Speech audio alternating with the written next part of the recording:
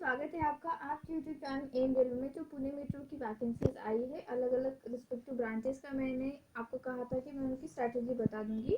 तो मैंने mechanical branch के बारे में इंपॉर्टेंट टॉपिक्स बता रखे हैं। अब मैं आज सिविल इंजीनियरिंग के बारे में बताऊंगी। मुझे इसके लिए इतना टाइम इसलिए लग गया बिकॉज मैं बिलोंग नहीं करती सिविल इंजीनियरिंग से, I belong to mechanical engineering. तो मैं इसमें आप ऐसा कह सकते हो नील बटे सन्नाटा।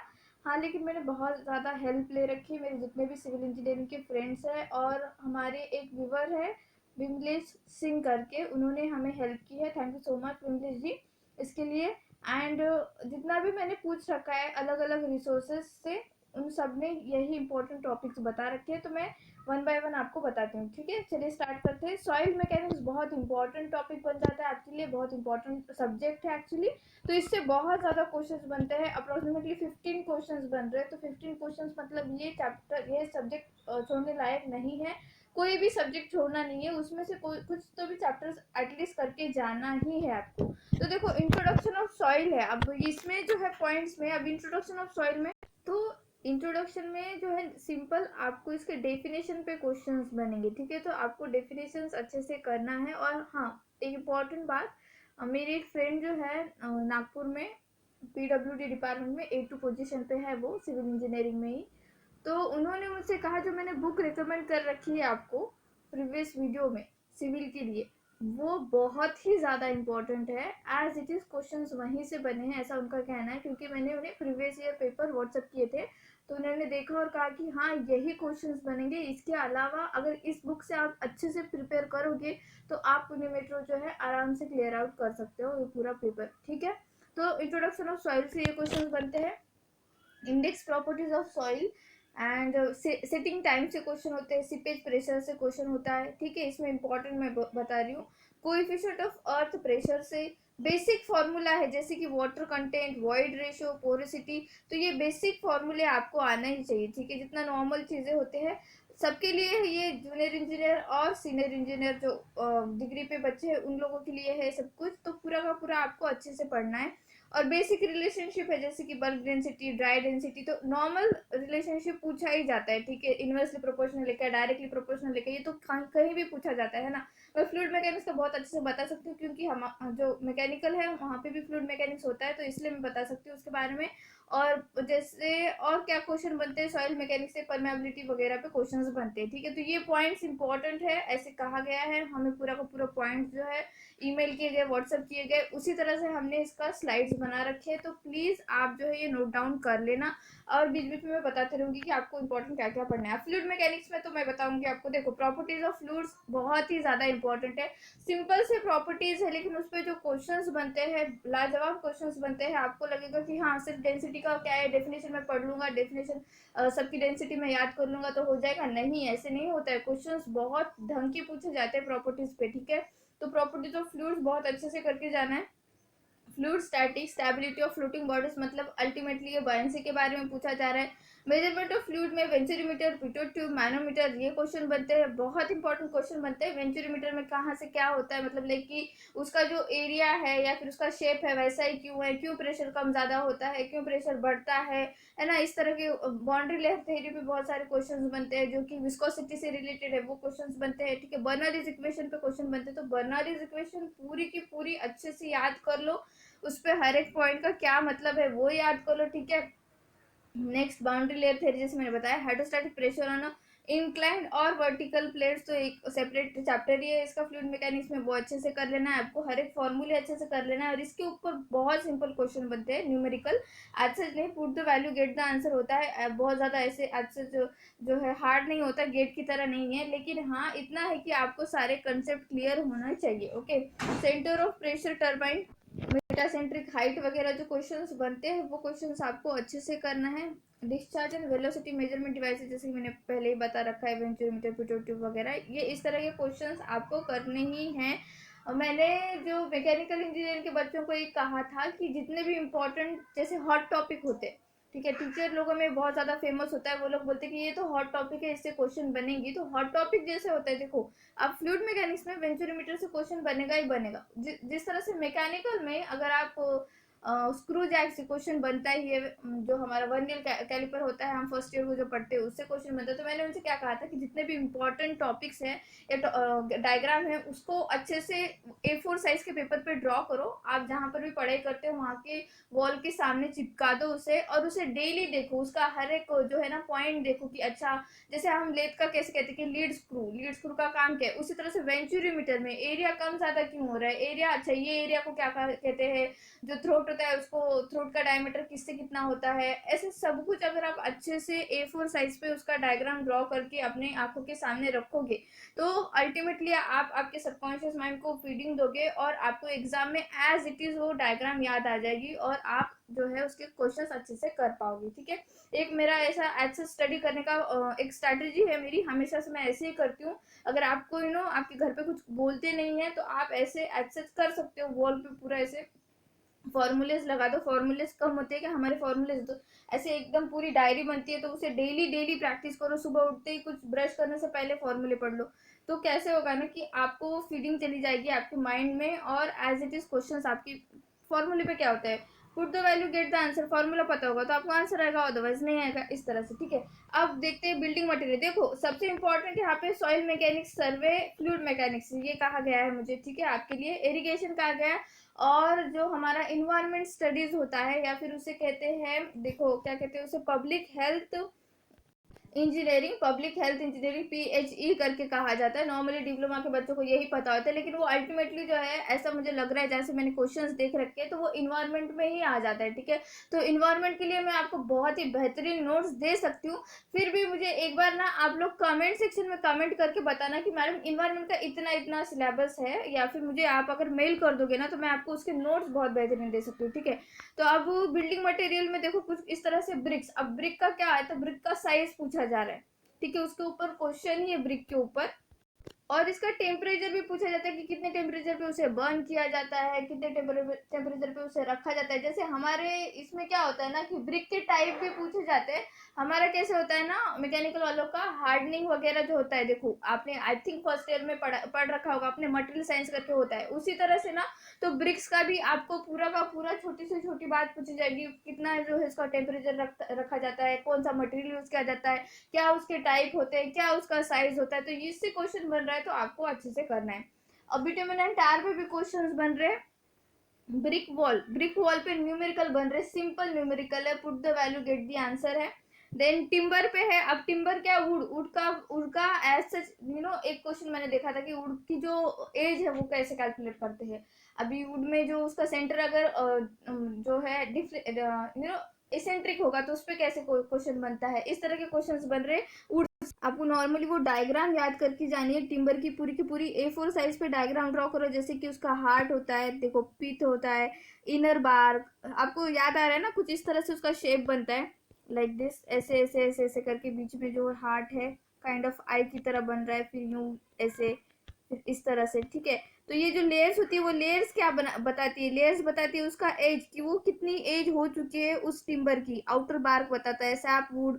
ठीक है, आप लोग ये इमेजिन कर पा रहे हो कि जो मैं बता रही हूँ। ठीक है, तो ये बहुत ही इंपॉर्टेंट है आपके लिए टिम्बर, और टिम्बर में जितना भी इंपॉर्टेंट चीजें मैंने बता रखी है ना, तो उसका आपको डेफिनेशंस पढ़ के जाने।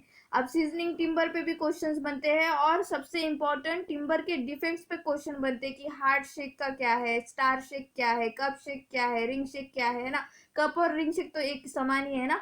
नॉट क्या होता है, फॉक्सिन्स क्या होते हैं, ड्राई रॉट क्या है, वेट रॉट क्या है, हनी कोम्बिंग क्या है, ऐसे क्वेश्चंस बनते हैं। ठीक है, पेंट से भी क्वेश्चंस बन रहे हैं, आपको पेंट से भी याद रखना है। स्टोन्स पे क्वेश्चन पूछा जा रहा है, जैसे उसकी जियोलॉजिकल क्लासिफिकेशन पूछ रहा है, इग्नियस रॉक, सेडिमेंट्री रॉक, ये तो हम ज्योग्राफी भी नॉर्मली पढ़ लेते हैं। देखो किस तरह से होता है ना, जब तक ये सपोज ये वोल्केनो है, हाँ यहाँ पे जब तक अंदर लावा है उसको मैग्मा कहा जाता है, जब ये बाहर आता है तो लावा होता है, जब वो ठंडा हो जाता है राख बन जाती है तो वो इग्नियस रॉक कहलाती है। ये अगर लावा यहीं पे रह गया, ठीक है, मतलब जमीन से बाहर भी नहीं है, मेरे ज्योग्राफी के क्लासेस में बता रखा है, ये लावा यहीं आकर ठंडा हो गया, जमीन के बाहर नहीं निकला, तो इसे सेडिमेंट्री रॉक कहते हैं।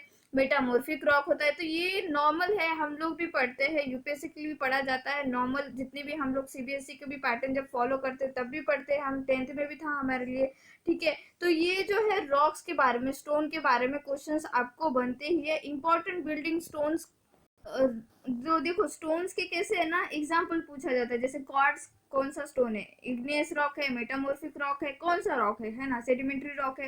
लाइमस्टोन कौन सा है, सैंड स्टोन कौन सा है, क्रिस्टल ग्लॉसी जो होता है वो कौन सा स्टोन है, इग्नियस है या क्या है। और भी क्वेश्चन बनते हैं, मार्बल किसका जो है एग्जाम्पल है, मेटामॉर्फिक का है ना, नॉर्मल क्वेश्चन बनते हैं। और भी क्वेश्चन जैसे कि आप एग्जाम्पल्स कैसे बताओ, स्लेट। अब स्लेट हम नॉर्मली बचपन में सबसे पहले स्लेट ही देखे थे, आपके बच्चे देखते नहीं बट हमने तो देखा था ना। तो स्लेट कौन सा रॉक है, ये क्वेश्चंस बनते। ग्रेनाइट कौन सा है ना। और भी बहुत, जैसे कि क्वार्ट्जाइट, जैसे मैंने बताया क्वार्ट्ज एंड लिटेराइट क्या है ना, लाइमस्टोन क्या है, मार्बल क्या है। तो ये रॉक के ऊपर क्वेश्चंस बनते हैं। आपको समझ में आ रहा होगा कि मैं क्या बोल रही हूँ, है ना। आज मुझे कुछ समझ में नहीं आ रहा, मेरे पास बस एक स्क्रिप्ट दी गई है मैंने, हाँ, लेकिन मैं इतना बता सकती हूँ कि मैं स्टोन्स में बहुत अच्छे से पढ़ चुकी हूँ। मुझे igneous rock, sedimentary rock, metamorphic rock ये सब कुछ आता है, मैंने पढ़ा भी रखा है मेरे ज्योग्राफी के क्लास में, ठीक है। देन इसके बाद सीमेंट का, अब सीमेंट का कैसे क्वेश्चंस बन रहे हैं वो देखते हैं, सीमेंट के क्वेश्चन। तो अभी सीमेंट की डेफिनेशन याद कर लो। सीमेंट जो वर्ड है कहाँ से जो इजाद किया गया, पोर्टलैंड से इजाद किया गया, इस तरह का कुछ है इसमें आज से लिखा हुआ है यहाँ पे देखो। और भी क्या है इसके कॉन्स्टिट्यूएंट्स, मतलब सीमेंट में क्या क्या होता है, लाइम होता है, सिलिका होता है, एल्यूमिनियम होता है, आयरन ऑक्साइड होता है। तो उसका परसेंटेज आपको याद करना है, ठीक है। हमें जैसा याद करना होता है ना, स्टेनलेस स्टील में कितना जो है परसेंटेज होता है अलग अलग मटेरियल का, आयरन कितना है, निकल कितना है, ये सब कुछ हमको याद करना पड़ता है। उसी तरह से सीमेंट में आपको क्या है वो याद करना है, लाइम कितना है 63% है, सिलिका कितना है 22% है। तो ये आपको याद करके ही जाना है। और फिर क्या पूछा जाता है, टेस्टिंग। अब टेस्टिंग क्या है, सीमेंट टेस्टिंग में आपको पूछा जाएगा, उसकी फिटनेस टेस्ट पूछी जाएगी, उसकी कंसिस्टेंसी पूछी जाएगी, सॉरी, साउंडनेस टेस्ट पूछी जाएगी, उसकी टेंसाइल स्ट्रेंथ। तो अब टेस्ट तो पूछ लिया, अब वो टेस्ट कौन से मशीन पे करते हैं ये भी आपको पूछा जा सकता है, ठीक है। तो वो मशीन भी अच्छे से करके जाना है। अब टेस्ट पूछ ली, मशीन पूछ लिया, तो अब वो टेस्ट करने के लिए कितना टाइम लगता है, किसी को 30 मिनट ही लगते हैं, किसी को 10 घंटे लग रहे हैं, किसी को लाइक कि पूरा दिन ही जा रहा है। तो ये सब कुछ आपको करना है। अब टेस्ट पढ़ लिया, घंटे पढ़ लिए, मशीन पढ़ ली, प्रेशर कितना होता है, ठीक है, प्रेशर कितना होता है। अगर सपोज इसका डेटा ऐसे कुछ आया तो वो उसको हम वो सीमेंट को एक्सेप्ट करेंगे या उसे हम रिजेक्ट करेंगे। तो ये आपको पढ़ना ही होता है, ठीक है। नॉर्मल क्वेश्चन भी कैसे बन रहे हैं मैंने देख रखा है क्वेश्चंस। एक मैंने सीमेंट के ऊपर क्वेश्चन देखा है जिसमें पूछा गया था कि हम अगर आपको सीमेंट आपके हाथ में दे दी जाए तो आप कैसे बताओगे कि वो सीमेंट अच्छी है। तो उसमें ऑप्शन कुछ इस तरह ऐसा था कि अगर आप उसको पानी में डाल दोगे तो अगर वो फ्लोट करेगी, वो उसका आंसर था। तो ये इस तरह के क्वेश्चंस बनते हैं। अगर ग्रेइश कलर में है तो आपको देखना है उसको स्मूथ है या देखना है, मतलब नेकेड आई से आप कैसे पहचान सकते हो, इस तरह से है वो क्वेश्चन। तो इस तरह से क्वेश्चंस बनते हैं, आपको वो याद ही रखने हैं। Workability of concrete. अब कंक्रीट पे क्वेश्चंस किस तरह से बनेंगे, तो कंक्रीट का जो है नॉर्मल क्वेश्चंस बनेंगे, आपको पता होगा कंक्रीट के कैसे क्वेश्चंस बनते हैं। पेंट्स पे मैंने बता रखा है, पेंट्स के क्वेश्चन बनते हैं। अब कंक्रीट के कैसे कि जो देखो कंक्रीट का और सीमेंट का जब हम मिक्सचर करते हैं, सीमेंट और जो मिक्सचर होता है, तो वो ड्यूरेबिलिटी का पूछा जाता है उसके बारे में। और maximum water to cement ratio क्या होता है ये पूछा जाता है। श्रिंकेज एंड ऑर्डिनरी कंक्रीट के बारे में पूछा जाता है। तो ऐसे क्वेश्चंस बनते हैं, ये मेरे सामने लिखा हुआ है, मैं आपको उस तरह से बता रही हूँ, ठीक है। तो आप रिलेट कर पा रहे होंगे बिकॉज आपको सब कुछ पता है।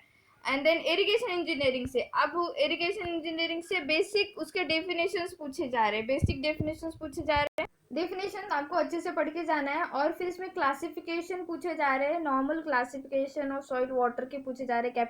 कैपिलरी वाटर क्या है, ग्रेविटेशनल वाटर क्या है, हाइड्रोस्कोपिक वाटर क्या है, ऐसे जो है क्वेश्चंस पूछे जा रहे हैं। टर्म्स यूज जो होते हैं इरिगेशन में, जैसे saturation capacity, field capacity, permanent जो विटलिंग पॉइंट, ठीक है, अवेलेबल मॉइस्चर, और भी root zone depth, overlap allowance, crop ratio, ऐसे क्वेश्चन पूछे जा रहे हैं। तो आप रिलेट कर पा रहे हो, है ना, मेरे से क्या बोल रही हूँ मैं, ये क्वेश्चन पूछे जा रहे हैं।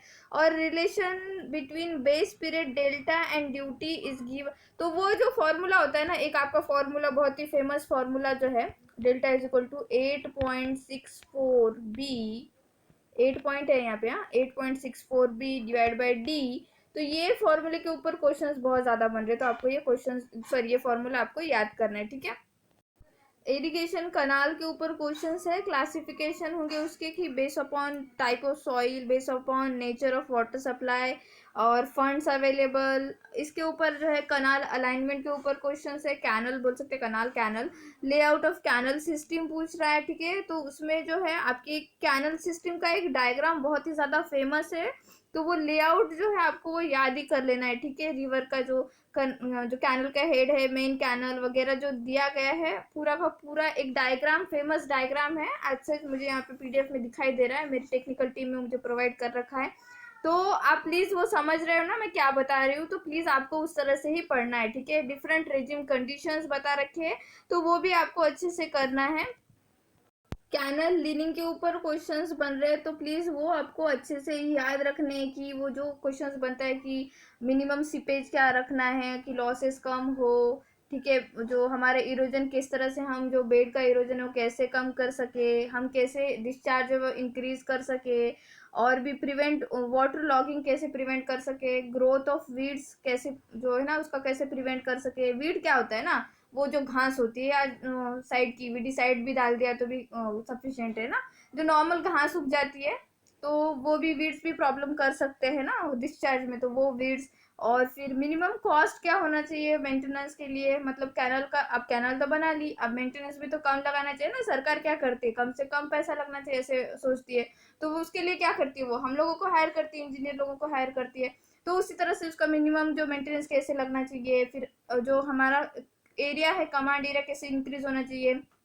और फिर बहुत सारे क्वेश्चंस बनते हैं कैनल, जो कैनल लाइनिंग पे क्वेश्चंस है, जैसे कि cement concrete lining, lime concrete lining, precast concrete lining, cement motor lining, ठीक है, ब्रिक लाइनिंग। ये सारा का सारा मेरे पास लिखा हुआ है, आपको समझ में आ रहा है। और एक बुक जो मैंने बता रखी है वो बुक आपको खरीद ही लेनी है, प्लीज मेरा प्रीवियस वीडियो देख लेना जो बुक के बारे में मैंने बता रखा है, और आपका टाइम वेस्ट ना हो इसलिए मैंने उसमें जो है टाइमिंग स्लॉट्स भी दे रखे हैं, वो भी देख लेना।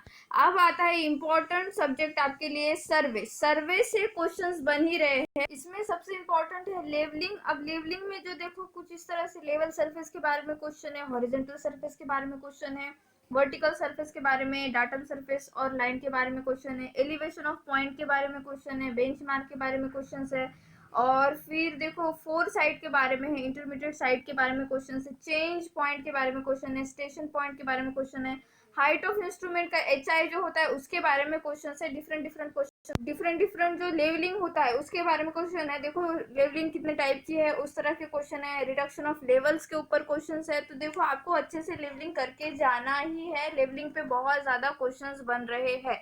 उसके बाद इंपॉर्टेंट आता है एरर्स। अब कंबाइंड फ्रैक्शंस, अब इसमें क्या है, एरर्स मतलब like normal error, instrumental error, human error, तो एरर के टाइप्स पूछा जा रहा है, ठीक है।